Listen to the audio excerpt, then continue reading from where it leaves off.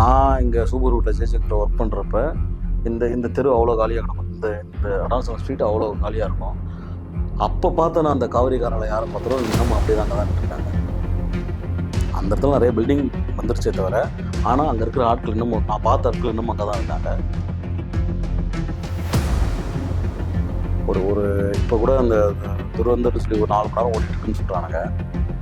அதை வெற்றி சாட்டை கொடுத்தோம்னா கரெக்டாக ஒரு 2 மணி நேரத்தில் முடிச்சிருப்பாப்புல. ஆமாம், அது எப்படி அந்த கதை சொல்லும் விதம் அவர்கிட்ட தான், அவர் தான் நம்ம கிங்காக இருக்கார் அதில்.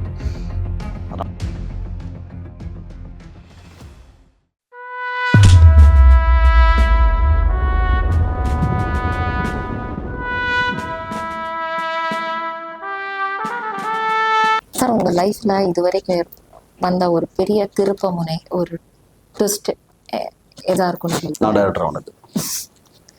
ஏன்னா நீங்கள் அதை எதிர்பார்க்கல. நீங்கள் ஆமாம், டேரக்டர். ஏன்னா ஏன் அப்படி சொல்கிறேன்னா, எனக்கு சீனியர்ஸ் இந்த அருணாச்சலம் ரோட்டில் எனக்கு சீனியர்ஸுங்க இன்னும் இப்பயும் சுற்றிக்கிட்டு தான் இருக்காங்க. இன்னைக்கு இங்கே இருக்கிற இப்போ கட்டடங்கள்லாம் மாறி போச்சு, பெரிய பெரிய கட்டடங்கள் மாறி போச்சு. நான் இங்கே சூப்பர் ரூட்டில் ஜேஜேக்கிட்ட ஒர்க் பண்ணுறப்ப இந்த தெரு அவ்வளோ காலியாக கிடக்கும். இந்த இந்த அருணாச்சலம் ஸ்ட்ரீட் அவ்வளோ காலியாக இருக்கும். அப்போ பார்த்து நான் அந்த காவிரி காரில் யாரை பார்த்தாலும் இன்னமும் அப்படியே தாங்க தான் இருக்காங்க. அந்த இடத்துல நிறைய பில்டிங் வந்துருச்சே தவிர, ஆனால் அங்கே இருக்கிற ஆட்கள் இன்னமும், நான் பார்த்த ஆட்கள் இன்னமும் அங்கே தான் இருக்காங்க. லேபில் நீங்கள் பிரசாத் லேபுக்கு நீங்கள் ஆப்போசிட்டில் பார்த்தீங்கன்னா நீங்கள் அந்த டீ கடை பேர் வேணால் மாதிரி இருக்கலாம், ஆனால் அங்கே நிற்கிற நான் பார்த்த ஆட்கள் இன்னமும் அப்படியே தான் இருக்காங்க. எனக்கு சீனியர்ஸ் அவங்கள என்ன படம் பண்ண முயற்சி பண்ணிக்கிட்டே இருக்காங்க. அதில் நான் ஒருத்தவன் படம் பண்ணிட்டேன்றது பெரிய ஆச்சரியம் தான். இங்கே சென்னை வந்ததுக்கப்புறம் நீங்கள் சொன்னீங்க ஊரில் அந்த அப்ஸ்கவுண்டாகி தான் வந்ததுக்கப்புறம் அந்த டைரக்டர் ஆகிற வரைக்கும் நீங்கள் ஒரு பிளேஸ் அச்சீவ் பண்ணுற வரைக்கும் எப்படி இருந்துச்சு அந்த ஒரு ஸ்ட்ரகிள்? எதெல்லாம் விஷயம் நீங்கள் ஸ்ட்ரகிளாக இருக்கீங்க? ஃபினான்ஷியலி கண்டிப்பாக இருக்கும். ஃபினான்ஷியலி என்ற விஷயத்தை தாண்டி வேற என்னெல்லாம் விஷயம் நீங்கள் ஸ்ட்ரகிளாக இருக்கும்? இல்லை, நான் எப்படி எனக்கு அது மாதிரியான ஒரு கஷ்டம் வரலை. ஏன் வரலைன்னா, நான் சென்னை வந்த உடனே எனக்கு ஒரு 1 வீக்கில் எனக்கு வந்து பசினா என்னன்னு சொல்லி காட்டி கொடுத்துருச்சு சென்னை. அப்போ நான் ஒரு செக்யூரிட்டி கம்பெனியில் ஏதோ ஒரு வேலை ஒன்று செஞ்சால் போதுறான்னு சொல்லி ஒரு செக்யூரிட்டி கம்பெனியில் வேலை செஞ்சேன். அங்கே வேலை செய்கிறப்ப தான் எனக்கு வந்து இளையராஜா வீட்டில் வாட்ச்மேன் வேலை செய்கிறதுக்கு வாய்ப்பு கிடச்சிது. நீங்கள் வில்லையாட்டையும் சொன்னதே இல்லை, ஃபஸ்ட் டைம் இதை இன்டர்வியூவில் சொல்கிறேன். இளையராஜா வீட்டில் வாட்ச்மேனாக வேலை பார்த்துறாரு. அது ஒரு மாதம் போணுச்சு. அவர் வீட்டில் நம்ம வேலை செய்கிறேன்டான்ற ஒரு சந்தோஷத்தில் அப்படியே 1 மாதத்தை அப்படியே நகர்ந்து போணுச்சு. அப்புறம் இது நம்ம வேலை கிடையாது அப்படின்ற மாதிரி திரும்ப அங்கேருந்து நகர்ந்து வேற ஒரு நண்பர் மூலயமா ஜேஜே கூட்டில் போயிட்டு நான் ப்ரொடக்ஷன் பையாக ஜாயின் பண்ணேன். அந்த ப்ரொடக்ஷன் பையாக ஜாயின் பண்ணதால எனக்கு இந்த காசோ தூங்குறதுக்கான இடமோ பசியோ அது எனக்கு தேவையே இல்லாமல் போயிடுச்சு. எனக்கு டேரக்டர் ஆகிற வரைக்கும் லைஃப்பில் எல்லாத்தையும் அட்ஜஸ்ட் பண்ணிட்டீங்க. ஆமாம், அது தேவையில்லாமல் போயிடுச்சு. ஏன்னா அங்கே நான் ஒர்க் பண்ணப்போ எனக்கு கிடைச்ச சீனியர்ஸுங்க எல்லாமே அப்படி. இப்போ என் கூட இருந்தவங்க எல்லாமே இன்னைக்கு பெரிய பெரிய லெவலில் இருக்காங்க. அதில் குறிப்பாக ஸ்ரீதர் ப்ரொடக்ஷன் மேனேஜர் ஒருத்தர் எக்ஸிக்யூட்டிவ். அவங்களாம் என்னை அப்படி பார்த்துக்கிட்டாங்க, தம்பி சின்ன பையன் அப்படின்னு சொல்லி என்னை அப்படி பார்த்துக்கிட்டாங்க. அதனால எனக்கு அந்த யூஸ்வலாக சொல்கிற அந்த கஷ்டம்லாம் எனக்கு வரலை. அது கடவுளுக்கு தான் நன்றி. கடைசியா நீங்க தியேட்டர்ல போய் பார்த்த மூவி எது சார்? உங்க மூவி எல்லாம் கடைசியாக இல்லை, நான் எல்லா படங்களும் தேட்டருக்கு போய் தான் பார்ப்பேன். தேட்டரில் மிஸ் பண்ண படங்களை மட்டும்தான் ஓடிடியில் பார்க்கறது. கடைசியாக நம்ம கென் நடித்த யூத் பார்த்தேன். ரொம்ப ரொம்ப ஜாலியாக இருந்தது. Every languages other industry movies எல்லாம் வந்து எப்படி பார்க்குறீங்க சார்? ஆமாம், அது எல்லாத்தையும் நான் ரெகுலராக பார்க்குறது. அது மட்டும் தான் வேலை, நம்மளுக்கு வேறு எதுவும் வேலை கிடையாது. அந்த மாதிரி வேற ஏதாவது மீன்ஸ் அதர் தமிழ் இல்லாமல் வேற ஏதாவது லாங்குவேஜ் மூவி பார்க்கும்போது ஏதாவது பயங்கரமாக இன்ஸ்பயர் ஆன ஏதாவது விஷயம் நிறையா இருக்குது. அது என்ன சொல்கிறது, ரொம்ப ரீசெண்டாக பார்த்ததுல ரொம்ப இம்ப்ரெஸ் ஆன இப்படி இருக்காங்க, நல்லா எடுத்திருக்காங்க அந்த மாதிரி? ரீசெண்டாக பார்த்ததுல எனக்கு அந்த படத்தோட தலைப்பு தெரியல. நான் ஒரு அமேசானில் ஒரு படம் பார்த்தேன். ஒரு ரிப்போர்ட்டர் ஒருத்தவங்க அந்த ஒரு டிஸ்ட்ரிக்டில், பீகாரில் நடக்கிற ஒரு டிஸ்ட்ரிக்டில் வந்து அநாத ஆசிரமத்தில் இருக்கிற பெண் பிள்ளைகளை கூட்டிகிட்டு போயிட்டு ரேப் பண்ணி கொலை பண்ணுறாங்க. அது அங்கே இருக்கிற அரசியல்வாதிகள் தான் செஞ்சுக்கிட்டு இருப்பாங்க. அங்கே இருக்கிற காவல்துறை அதை கண்டுக்காது. அங்கே இருக்கிற பொலிட்டிஷியன்ஸ் அதை கண்டுக்க மாட்டானுங்க. ஒரு பெண் நிருபர் அதை உள்ளே போந்து தேடி சர்ச் பண்ணி அவங்கள கூப்பிட்டு போய் சட்டத்து முன்னாடி நிறுத்துவாங்க. அது அவ்வளோ சிம்பிளாக இருந்தது, அவ்வளோ அழகாக இருந்தது அந்த படம். அது ஓடிக்கிட்டே இருக்கு எனக்கு. இதே மாதிரி ஒரு சின்ன ரூம் தான். அந்த சின்ன ரூமுக்குள்ளே உட்காந்து அந்த வேலையை ஒரு பெண் நிருபர் பண்ணுறாங்கன்றப்ப அவ்வளோ சூப்பராக இருந்தது அந்த படம் எனக்கு. அது ஸோ எந்த மாதிரி ஜேர்னல்ஸ்ல படம் பார்ப்பீங்க sir? Crime R romantic movies எந்த மாதிரி? இல்லை, நான் ஒரு மசாலா பிரியன். நான் எல்லா படமும் பார்ப்பேன் நான். ஆமாம், அது ஒரு பீரியடில் இருந்தது நம்மளுக்கு. இந்த படம் பார்ப்போம், அந்த படம் பார்ப்போம். ஒரு ஏஜ் தாண்டப்ப முதல்ல சினிமாவுக்குள்ளே என்ட்ரி ஆகணுன்னே வெறும் கொரியன் படமாக பார்த்து தள்ளணும். வெறும் கொரியன் படமாக பார்த்து முடிச்சுட்டோம், எல்லாத்தையும் பிடிச்சாச்சு. அதுக்கப்புறம் கிளம்பி இந்த பக்கம் வந்தோன்னா ஃப்ரெஞ்சு பார்த்தோம். ஃப்ரெஞ்சு முடிச்சு அதுக்கப்புறம் பார்த்தா என்னென்ன லாங்குவேஜில் இருக்க எல்லா படமும் பார்த்து பிடிச்சோம். அதனால் இப்போ அது ஒரு டைம் தான் அது. நம்ம இப்போ ஒரு கதை ஒன்று ஓட்டிகிட்டு இருக்கோம்னா அந்த கதைக்கு எந்த லாங்குவேஜ் படம் சரியாக இருக்குமோ அந்த கண்ட்ரிக்குள்ளே அந்த லாங்குவேஜ்குள்ளே பூந்துடுறது. மற்றபடி வேற ஏதாவது மூவியோட ரெஃபரன்ஸ் உங்க மூவில இருக்கா? ஏதாவது த்ரெட் ஒரு ஏதாவது ஒரு ரெஃபரன்ஸ் வந்து இந்த வட்டங்கனால் மூவில இருக்கா? இல்லை, ரெஃபரன்ஸ் இன்ஸ்பயர் ஆனது வேற ஏதாவது? ஆனதெல்லாம் ஒன்றும் கிடையாது. ஏன்னா நீங்கள் படம் பார்த்தீங்கன்னா தெரியும் எனக்கு. அதில் நிறையா இன்ஸ்பயர் ஆகிருப்பேன், நிறையா டேரக்டருக்கு மேலே நான். அதனால் அதில் அது ஒரு சீனு ஒரு ஷார்ட்டுலாம் கிடையாது. அதில் நான் பொதுவாகவே எனக்கு கௌதமேனன் சார், வெற்றிமாறன் சார், இது மாதிரியான பெரிய டேரக்டர் இருக்காங்க இல்லைங்களா, அவங்கள எல்லாத்தையுமே எனக்கு பிடிக்கும். அவங்க படங்கள் எல்லாமே எனக்கு ரொம்ப பிடிக்கும் எனக்கு. அதனால அந்த தழுவுகள் நிறையா இருக்கும். அது ஏதாவது ஒரு இடத்துல அது வெளிப்பட்டு தான் இருக்கும். அது உங்களுக்கு பிடிச்ச ரொம்ப தமிழ்ல இல்லைன்னா வேற ஏதாவது லாங்குவேஜ்ல ரொம்ப பிடிச்ச டைரக்டர், இவங்களோட மூவி எல்லாம் எனக்கு ரொம்ப இன்ஸ்பிரேஷன், அந்த மாதிரி ஏதாவது? பிடிச்ச டேரக்டர், ரொம்ப பிடிச்ச டேரக்டர் அப்படின்னா நிறையா பேர் இருக்காங்க. யாரை பர்டிகுலராக ஒரு டேரக்டர் சொல்லணும் அப்படின்னா வெற்றிமாறன் சார் தான் சொல்லணும். எதனால வெற்றிமாறன் சார் மூவி பிடிக்கும்? அவர் கதை சொல்கிற விதம் இருக்கு இல்லைங்களா, அது ரொம்ப புதுசு அது. ஆமாம், அந்த கதை சொல்கிற விதம் இருக்கு பாருங்க. ஒரு ஒரு இப்போ கூட அந்த துரந்தர்னு சொல்லி ஒரு 4 மணி நேரம் ஓடிட்டு இருக்குன்னு சொல்கிறானுங்க. அதை வெற்றி சார்ட்ட கொடுத்தோம்னா கரெக்டாக ஒரு 2 மணி நேரத்தில் முடிச்சிருப்பாப்புல. ஆமாம், அது எப்படி அந்த கதை சொல்லும் விதம் வந்து அவர்கிட்ட தான். அவர் தான் கிங்காக இருக்கார் அதில். அதனால் வெற்றி சார் தான். வெற்றிமாறன் சாரோட மூவில எந்த ரொம்ப பிடிச்ச மூவி? எல்லாமே பிடிக்கும். அது இந்த படம் அந்த படம்லாம் கிடையாது, எல்லாமே பிடிக்கும். அந்த மாதிரி அவரை தான் ஃபாலோ பண்ணிகிட்டு இருந்தோம் நாங்கள். ஆமாம், அவரை தான் ஃபாலோ பண்ணிகிட்டு இருக்கோம். ஆனால் பர்டிகுலராக ஒரு படம் கிடையாது. அவர் எதாக இருந்தாலும் பிடிக்கும் அவருக்கு. கண்டிப்பாக ப்ரொடியூசர் ஆகணும்னு ஆசை இருக்கா சார்? இப்போ கிடச்சிதுன்னா என் பசங்களுக்கு கொடுக்கணும், என் அசிஸ்டன்ஸுங்களுக்கு கொடுக்கணும் அந்த வாய்ப்பை. அந்த கடவுள் அப்படி ஒரு வாய்ப்பு கொடுக்குறாருன்னு பார்ப்போம். கொடுத்தாருன்னா கண்டிப்பாக அந்த ஆசை நிறையா இருக்குது எனக்கு. இப்போ வரப்போகிற அப்கமிங் ப்ராஜெக்ட் என்னன்னா சார் தெரிஞ்சுக்கலாமா? ஒரு ஒரு ட்ரையாங்கல் லவ்னு எழுதியிருக்கேன். யூஸ்வலாக பழக்கப்பட்ட கதை தான் தமிழ் சினிமாவுக்கு. அதை நான் ஒரு வேவில் சொல்லியிருக்கேன், நான் ஒரு வேவில் எழுதியிருக்கேன். நல்லா எழுதியிருக்கேன், பேட்டெல்லாம் சொல்லியிருக்கேன், ரொம்ப நல்லா இருக்குன்னு சொல்லியிருக்காங்க. வெயிட் பண்ணிட்டு இருக்கேன், அதுக்கான அனௌன்ஸ்மெண்ட் சீக்கிரமாக வரும். கண்டிப்பாக, வாழ்த்துக்கள். நன்றி சார். மூவில பார்த்தோன்னா ஹிந்தி மூவிஸாக இருந்தாலும், தமிழ்நாடு மூவிஸாக, south Indian movies, all India மூவிஸ்ல இருந்தாலும் நெப்போட்டிசம் அந்த மாதிரி ஒரு விஷயம் இருக்கு. அதை பத்தி நீங்க எப்படி நினைக்கிறீங்க? தமிழ் இண்டஸ்ட்ரியில அந்த மாதிரி இருக்கா? இல்லை, நம்ம இண்டஸ்ட்ரியில் அப்படி கிடையாது. நம்ம இண்டஸ்ட்ரியில் டோட்டலாக அப்படி கிடையாது. நம்ம இண்டஸ்ட்ரி வேறு. நம்ம இண்டஸ்ட்ரி ஒரு அது மற்ற ஃபிலிம் இண்டஸ்ட்ரி கூட கம்பேரே நம்மள பண்ணவே தேவையில்லை. நம்ம இண்டஸ்ட்ரி ஒரு சுத்தமான ஒரு இண்டஸ்ட்ரி. அது மாதிரியான ஒரு நெப்டாட்டிசம்னு சொல்கிறீங்க இல்லையா, அது மாதிரியான எந்த ஒரு விஷயமும் நான் பார்க்கல. ஒரு 25 வருஷமாக இருக்கிறேன் நான் அப்படி எதையுமே பார்க்கல. அப்படி ஒன்று வரவும் வராது நம்ம சினிமாவில். அப்படி பார்த்தா இன்னைக்கு அப்கமிங்கில் இருக்கிற பெரிய பெரிய ஸ்டார்ஸ் எல்லாருமே வந்து எந்த ஒரு பின்புலமும் இல்லாதவங்க தான். இப்போ கரண்ட்டில் இருக்கிற பெரிய ஸ்டார்ஸுங்க நீங்கள் ஒரு 5 பேர் எடுத்துக்கிட்டிங்கன்னா எந்த பின்புலமும் இல்லாதவங்க தான். அதனால் அப்படி ஒரு நம்ம சினிமாவில் இல்லை. பட் இருக்காங்க ஆக்டர்ஸோட பசங்க, அந்த மாதிரி எல்லாரும் இருக்காங்கல்ல சார்?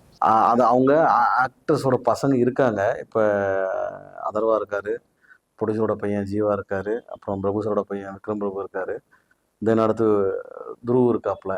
இப்போ இவங்கெல்லாம் பார்த்தீங்கன்னா இவங்க அப்பா இருக்காருன்றதால படம் ஒன்றுச்சா என்ன? இல்லை, கண்டிப்பாக அவங்களோட டேலண்ட் தான், ஆக்டிங் ஸ்கில் தான். முன்னாடி 2 படம் நடிச்சாப்புல, சரிங்களா? 3வது படம் தான் படம் நல்லா இருந்தது, ஓடுனது, ஹிட், அவ்வளோதான். அது மாதிரி தான் அதர்வா இன்ன வரையும் போராடிட்டு தான் இருக்காப்புல. விக்ரம் பிரபு இது மாதிரி போராடி தான் பெரிய பின்புலம் இருக்குது, இப்போ வரையும் போராடிட்டு தான் இருக்காப்புல. அதனால நம்ம சினிமாவில் அது இல்லை. அப்போ ஒரு நடிகரோட மகன் இல்லைன்னா மகள் அந்த மாதிரி ஒரு ப்ரையாரிட்டி அந்த மாதிரி கொடுக்குறது, அதை அவங்களுக்கு எப்படி யூஸ் ஆகும்னு நான் பார்க்குறேன்னா, அது வந்து அவங்களுக்கு ஒரு விசிட்டிங் கார்டாக யூஸ் ஆகும். ஒரு கதவை திறந்து விடுறதுக்கோ ஒரு கதவை திறக்கிறதுக்கோ அதுக்காக தான் அது யூஸ் ஆகுமே தவிர்த்துட்டு இப்போ அதனால வந்து அவங்கள வச்சு படம் எடுக்கிறதுலாம் அங்கே யாரும் ரெடியாக இல்லை. இப்போ அவங்களோட படத்தை இன்வெஸ்ட் பண்ணி அவங்க பணத்தை இன்வெஸ்ட் பண்ணி அவங்க நடிப்பாங்க. நடிச்சு கதை நல்லா இருந்து படம் ஓடுனதான் மட்டும்தான் அடுத்த ப்ரொடியூசர் வருவாங்களே தவிர்த்துட்டு இப்போ இந்த நடிகரோட பையன் வராருன்னொடனே ப்ரொடியூசர்ஸ் யாரும் இங்கே லைன்லாம் நிற்க மாட்டாங்க, நிற்கவும் இல்லை. அப்படி ஒன்று இல்லை நம்மக்கிட்ட. எந்த விதத்திலயுமே அது உதவியா இல்லைன்னு சொல்ல வரீங்களா அப்பாவோட? கண்டிப்பா இல்லை இல்லை, அது அவங்களோட இண்டிவிஜுவாலிட்டி மட்டும்தான். இது இப்போ நம்ம துருவ விக்ரமுக்கு இப்போ விக்ரம் சார் பார்த்தீங்கன்னா ஒரு ப்ரொடியூஸ் பண்ணாங்க, படம் சரியாக போல அவ்வளோதான். அது மட்டும் தான் விக்ரம் சாரால் பண்ண முடியும். வேற என்ன பண்ண முடியும் அவரால்? படத்தை ஓட வைக்க முடியுமா? ஓட வைக்க முடியாது. கதை நல்லா இருக்கணும், படம் ஓடணும், அவ்வளோதான். அதனால இங்கே அது இல்லை. அது யாரோட பையனாக இருந்தாலும் சரி, நம்ம சினிமாவில் இல்லை, நீங்கள் நம்ம சினிமாவை தவிர்த்து நீங்கள் எங்கே பார்த்தாலும் அது மட்டும் தான் இருக்கு. எல்லா லாங்குவேஜ்லையும் நம்ம சினிமாவை நம்ம தமிழ் சினிமாவை தவிர்த்துட்டு நீங்கள் இப்போ சொல்லணும்னா இப்போ மலையாளத்தில் அந்த அளவுக்கு இல்லைன்னு நினைக்கிறேன். நீங்கள் ஆந்திரா பக்கம் போனீங்கன்னா, கன்னடா பக்கம் போனீங்கன்னா, நீங்கள் அப்படியே நார்த்து பக்கம் போனீங்கன்னா அது மட்டும்தான், வேற எதுவுமே இல்லை. அதுக்காக அவங்க கிட்ட அந்த ஆக்டிங் ஸ்கில் இல்லைன்னு சொல்ல முடியுமா? ஆக்டிங் இப்போ ஸ்கில் இல்லை. ஹிந்தியை தவிர்த்து இப்போ தெலுங்கு இல்ல மலையாளம் அந்த மாதிரி போகும்போது அவங்க கிட்ட ஓகே நெப்போட்டிசம் தான், பட் இருந்தாலும் இல்ல ஒரு நடிகரோட வாரிசு அந்த மாதிரி தான், பட் இருந்தாலும் சிலவங்க வந்து சக்சஸ்ஃபுல்லா வராங்க, சிலவங்க இல்ல. ஸோ எதனால அது அப்படின்னு நினைக்கிறீங்க? இப்போ நீங்கள் இதுக்கு சரியா பதில் சொல்லணும்னா, இப்போ நீங்கள் ஆந்திராக்குள்ள போனீங்கன்னா, இப்போ சிரஞ்சீவி சார் பையன் இருக்காரு ராம் சரண். நாங்கள் பஸ் ஸ்டாண்டாக சுற்றி வரப்பெல்லாம் என்ன சொல்லுவாங்கன்னா, ஒரு கதை ஒன்று சொல்லுவாங்க. என்ன சொல்லுவாங்கன்னா, 8 மணி நேரம் ஜிம் செய்வார்னு சொல்லுவாங்க. காலைல ஒரு ஒரு ஒரு 8 மணிக்கு போனார்னா வீட்டுக்கு எப்போ வருவாருன்னு தெரியாது, கொடுத்தனமே அங்கே தான் பண்ணுறாரு அப்படின்னுவாங்க. அல்லு அர்ஜுன் அப்படி தான் சொல்லுவாங்க, இப்போ ராம் சரண் அப்படி தான் சொல்லுவாங்க, பிரபாஸ் அப்படி தான் சொல்லுவாங்க. எங்கடா இருக்காங்கன்னு கேட்டால் ஒன்று டான்ஸ் கிளாஸில் இருக்குன்னு சொல்லுவாங்க, இல்லைனா ஃபைட் கிளாஸில் இருக்குன்னு சொல்லுவாங்க, இல்லைனா ஜிம்மில் இருக்குன்னு சொல்லுவாங்க. எங்களுக்கு வர செய்தி, நாங்கள் வந்து துணுக்கு செய்தி படிச்சுட்டு இருப்போம் இல்லைங்களா, கேட்போம் இல்லைங்களா, எங்களுக்கு வர செய்தி அப்படி தான் வரும் எங்களுக்கு. அப்போ அவங்க என்ன பண்ணுறாங்கன்னா, அதுக்காக உழைக்கிறாங்க, அதுக்காக காத்து கிடக்குறாங்க, அதுக்காக உழைக்கிறாங்க. அப்போ அவங்க அந்த இடத்துக்கு வரதான் செய்வாங்க. அவங்க அது ஒன்றும் பண்ண முடியாது. அப்பார்ட் ஃப்ரம் தட் சார், ஆக்டிங்கும் ரொம்ப இம்பார்ட்டன்ட் இல்லையா? அதுல வந்து அந்த ஆக்டிங் நடிகர் சொல்லுறீங்களா? இல்ல அப்படி சொல்லல, பட் வந்து ஒரு தமிழ் இண்டஸ்ட்ரி வச்சு பார்க்கும்போது இல்லைன்னா மலையாள இண்டஸ்ட்ரி வச்சு பார்க்கும்போது தெலுங்கெல்லாம் அந்த லெவலுக்கு ஒரு ஆக்டிங் ஸ்கில் இருக்கிற மாதிரி இல்லை. அவங்க இப்போ பயங்கரமாக முன்னேறிட்டாங்க. இப்போ நம்ம சினிமா கூட எல்லாம் அவங்க நம்ம சினிமாவை தாண்டி போயிட்டு இருக்காங்க. அவங்க முதல்ல வந்து அந்த கம்பாரிசன் இருந்தது. சவுத்தில் எடுத்துக்கிட்டோம்னா இப்போ தமிழ் சினிமா தான் கொஞ்சம் எல்லாத்துலேயுமே கொஞ்சம் பெட்டராக இருக்கிற மாதிரியான ஒரு ஃபீல் கிரியேட் ஆகிட்டு இருந்தது. ஆனால் இப்போ அதெல்லாம் உடச்சி தூக்கி அடிச்சு போயிட்டாங்க. அதுக்கு உதாரணம் சொல்லணும்னா எக்கச்சக்கமாக சொல்லலாம். கன்னடத்துலேயும் ஆந்திராவிலையும் சொல்லணும்னா எக்கச்சக்க படங்கள் சொல்லலாம். மலையாளம் சொல்லவே தேவையில்லை. அவங்களுக்கு அது மட்டும்தான், நடிக்கிறது மட்டும்தான் வேலையே அவங்களுக்கு. அதனால் கன்னடத்துலாம் பயங்கரமான படம்லாம் வந்துருச்சு. இப்போ லாஸ்ட்டெல்லாம் ஒரு ஒரு ஒரு லவ் படம் பார்த்தேன், சைடியேன்னு ஒரு படம் ஒன்று பார்த்தேன். அதெல்லாம் என்னடா எப்படி மேக் பண்ணி வச்சுருக்கீங்கன்ற மாதிரி ஆகிப்போச்சு. ஒரு சாதாரண கதை தான். அதனால் கன்னட சினிமாலாம் பறந்து போயிட்டு இருக்குது. இப்போ அவங்க கூட நம்ம போட்டி போகிறோமான்னு ஒரு கேள்வி கேட்டால் மட்டும்தான் கேள்வி. நம்ம அவங்க கூட போட்டி போகிறோமா, நம்ம அது மாதிரி சினிமாவை பார்க்குறோமா அப்படின்னா, நம்ம அது மாதிரி சினிமாவை பார்க்கல. இப்போ நம்ம எல்லாமே வந்து பேய் படத்துக்குள்ளே இறங்கிட்டோம், இல்லைனா ஒரு ரூமுக்குள்ளே அடைச்சி 4 பேரை கொலை பண்ணுற மாதிரி இறங்கிட்டோம். நம்ம அது மாதிரி போயிட்டுருக்கோம். அவனுங்க சினிமா வேறு இடத்துக்கு கொண்டு போயிட்டு இருக்காங்க. நம்ம தான் அவங்கள பார்த்து கற்றுக்கணும். தமிழ் சினிமாவில் அப்போ அந்த அளவுக்கு அந்த ஸ்டோரி லைன் வரலன்னு ஃபீல் பண்ணுறீங்க? இப்போ நான் சொல்கிறது இந்த ஒரு 10 வருஷத்துக்குள்ளே சொல்கிறேன் நான். அவங்க அந்த 10 வருஷத்துக்குள்ள பெரிய லெவலில் போயிட்டு இருக்காங்க. ஸ்கிரிப்ட் வைஸாக அவங்க பெரிய லெவலில் போயிட்டு இருக்காங்க. இருக்கிறத தாண்டி இப்போ 2025லேருந்து 26 வரைக்கும் எடுத்தோன்னா சின்ன சின்ன மூவிஸ், ரொம்ப பட்ஜெட் இல்லாமல் ரொம்ப சின்ன சின்ன மூவிஸ், அவ்வளோ பிரபலமான டைரக்டர்ஸ் யாருமே இல்லை.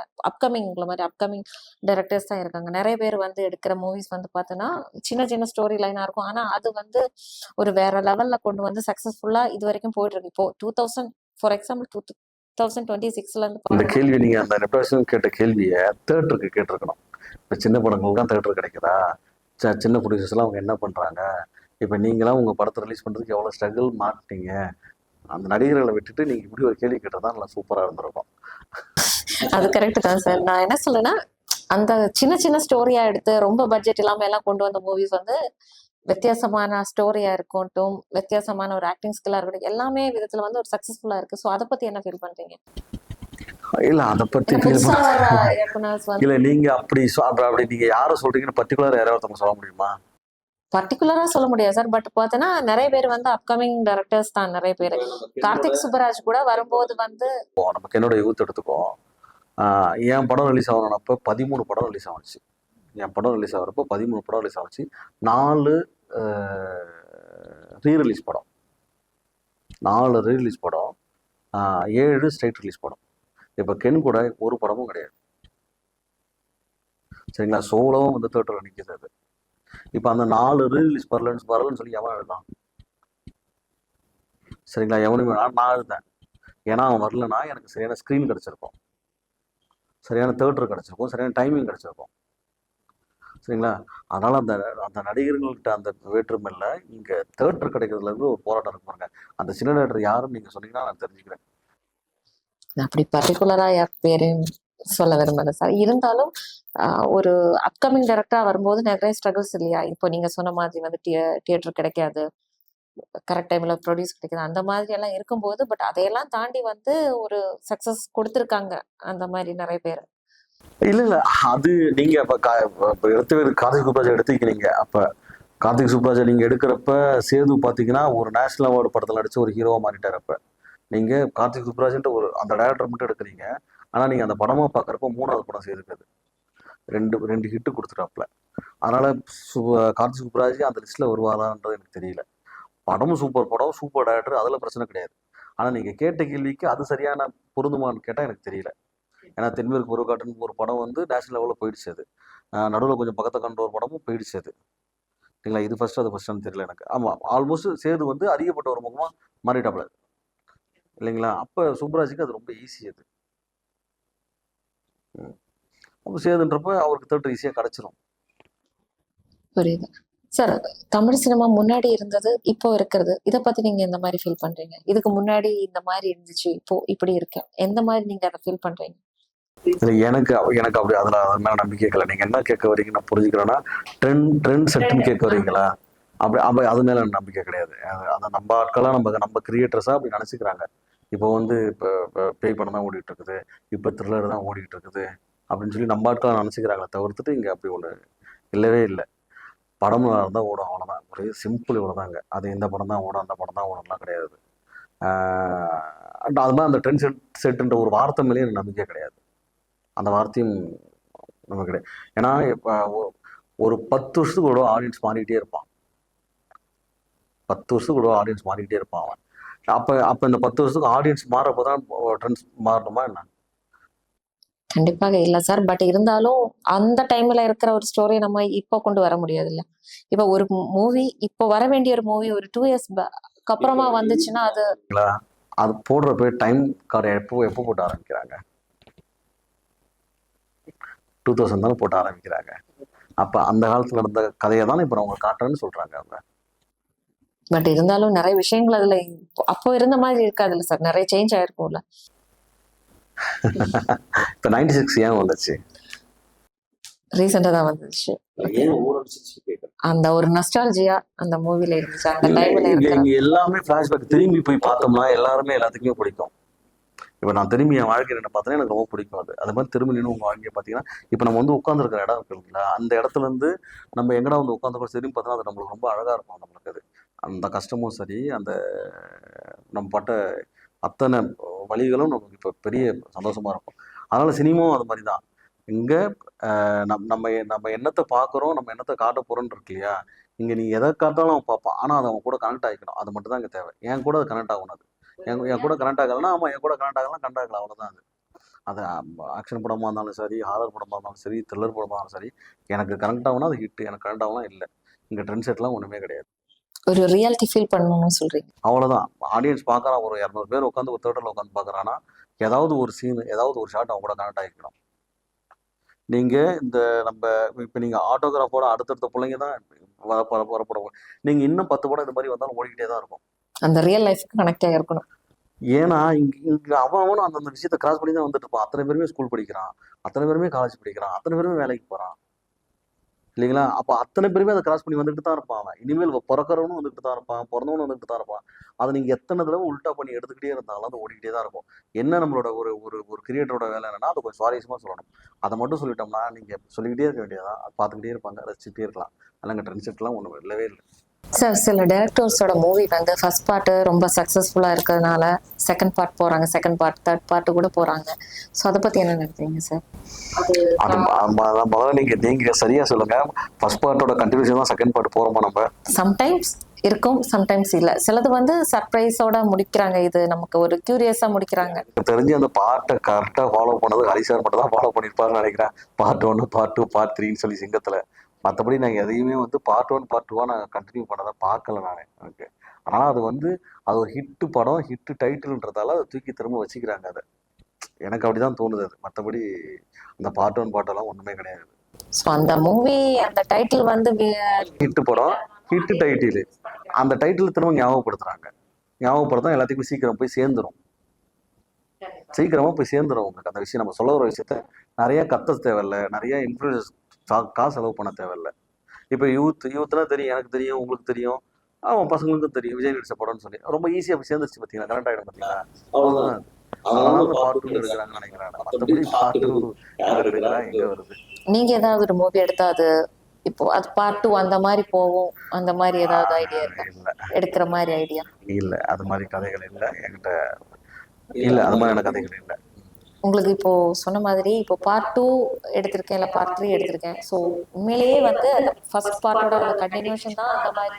அது பேர் தானே பார்ட் 2, வேற என்ன? இல்ல அந்த மாதிரி இப்போ நீங்க சொன்னீங்க அது வந்து கண்டினியூஸா போறது இல்ல, அந்த டைட்டில் மட்டும் யூஸ் பண்ணிக்கிறாங்கன்னு சொன்னீங்க. ஸோ டைட்டில் மட்டும் இல்லாம உண்மையிலேயே அது ஒரு கண்டினியூஸா இருக்குன்னு நீங்க ஃபீல் பண்றது என்ன மூவி? அதான் சார் ஹரி சார் படம் சொன்னானே உங்களுக்கு, அவரோட சிங்கிள் சீரிஸ் எல்லாமே கண்டினியூஷன் ஆகிட்டு இருக்கும். கண்டிப்பாக. அனுஷ்கா கண்டினியூ ஆகிட்டே இருப்பாங்க, சூர்யா கண்டினியூ ஆகிட்டே இருப்பாரு, விஜயகுமார் கண்டினியூ ஆகிட்டே இருப்பாரு. எல்லாருமே விவேக் சார் மட்டும் பிறந்தாருனால அவர் மட்டும் கண்டினியூ ஆகல, எல்லாருமே கண்டினியூ ஆகிட்டே இருப்பாங்க. சந்தானம் அவர் மட்டும் மிஸ் ஆகல. மற்றபடி நான் பார்த்ததுல கண்டினியூஷன் அதெல்லாம். அதுக்கப்புறம் என்ன சொல்றது, பாகுபலி சொல்லணுமா? பார்ட் 2 தான் சொல்ல முடியாது. அது ஒரு படத்தை ரெண்டா ஸ்பிளிட் பண்ணி வச்சிருந்தாங்க. கண்டிப்பாக. மற்றபடி அதுவும் பார்ட் 2 கிடையாது. ஒரு படம் வந்து ரெண்டா நம்மளுக்கு டெலிகாஸ்ட் பண்ணாங்க நம்ம உங்களுக்கு.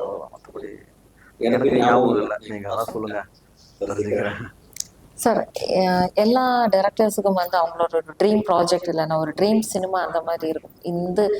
இப்போ அப்கமிங் மூவி இதா இருந்தாலுமே எனக்கு வந்து இந்த மாதிரி பண்ணணும், இந்த மாதிரி ஒரு மூவி செய்யணும், அதுதான் என்னோட ட்ரீம் ப்ராஜெக்ட், இல்லைன்னா அதுதான் என்னோட ட்ரீம் மூவி, அந்த மாதிரி ஏதாவது ஒரு இருக்கு. அது எல்லா இயக்குநர்களுக்குமே இருக்கிற ஒரு கனவு. அது எனக்கும் இருக்கு. ஆனா அதுக்கான வாய்ப்புகள் கிடைக்குமான்றது தெரியல. ஒரு ஸ்போர்ட்ஸ் கதை ஒன்று இருக்கு. அது எங்க கூடயே பிறந்தது. ஸ்போர்ட்ஸ் ஃபுட்பாலு எங்க கூட ஒரு 100 வருஷமும் பிறந்து எங்க கூட இருக்குது ஃபுட்பாலு. எல்லாருக்குமே ஃபுட்பால் வேற வேற மாதிரியே தெரியும். ஆனா எங்களுக்கு மட்டும் அது வேறையா தெரியும். அது என்னடா கால் உண்டை உனக்கு எப்படா வேறையா தெரியும் அப்படின்னா, அந்த ஃபுட்பாலுக்குள்ள வந்து நிறைய உறவுகள் இருக்கு, நிறைய ரத்தங்கள் இருக்கு, நிறைய அழுகைகள் இருக்கு, நிறைய சோகங்கள் இருக்கு. அப்படி அந்த ஃபுட்பால் எங்களுக்கு வேறையா ஒன்று தெரியும். எனக்கு அந்த மாதிரியான ஒரு படம், ஒரு கதை ஒன்று இருக்கு. ஆனா அது பெரிய பொருள் செலவு, அதுக்கு பெரிய பட்ஜெட் பண்ணணும். அதுக்கு நான் இந்த அடுத்து வர படத்தை வந்து நான் பெரிய லெவலில் ஹிட் கொடுக்கணும். அந்த பெரிய லெவலில் ஹிட் கொடுத்தா தான் நான் அந்த இடத்துக்கு போக முடியும்.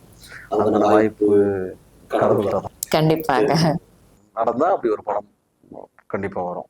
இருந்தாலும் எப்போ வர்றதுக்கு அது சான்ஸ் இருக்கு? இந்த செகண்ட் மூவிக்கு அப்புறம் எதிர்பார்க்கலாமா? ஆமா, நம்பிக்கை தானே. நான் நம்புறேன் நடக்கும், பார்ப்போம். ஏன்னா இங்க வந்துட்டோம், நம்ம அங்க போக மாட்டோமா? கண்டிப்பா இங்க வந்தா நம்ம அங்க போவோம். அதை தவிர்த்து வேற ஒண்ணுமே இல்லை. அடுத்தடுத்த மூவி எல்லாமே ஹிட் ஆகணும், கண்டிப்பா சக்சஸ் ஆகணும். நன்றி, வாழ்த்துக்கள். ரொம்ப நன்றி. ரொம்ப சிறப்பா இந்த நேர்காணல் போணுச்சு. ஆங்கரிங் பண்ண உங்களுக்கு ரொம்ப நன்றி. டன்ஸ்டன் இன்டர்நேஷனல் டீமுக்கு ரொம்ப நன்றி.